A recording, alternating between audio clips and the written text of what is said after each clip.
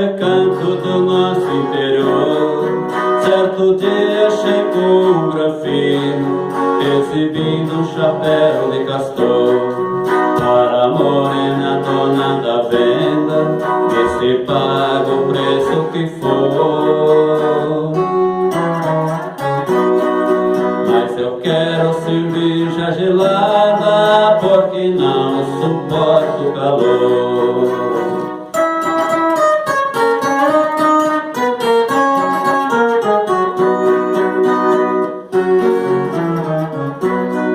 Desculpando, respondeu a moça, gelada não tenho nenhuma, eu só tenho cerveja quente, gelo porra que não se arruma.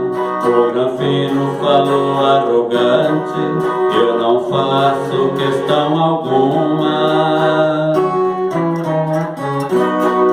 Se for quente igual a você, juro que bebo até a espuma.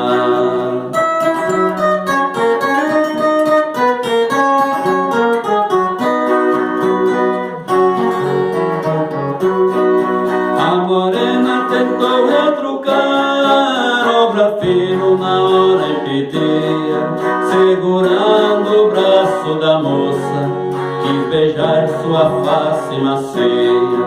Ela puxou um 38 e atirou sem fazer pontaria,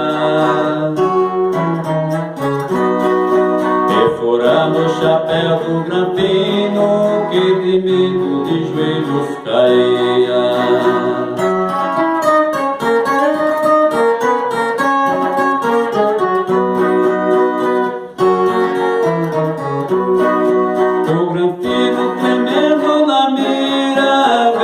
A cerveja descia, bebeu toda a cerveja da venda, enxugando o suor que correu.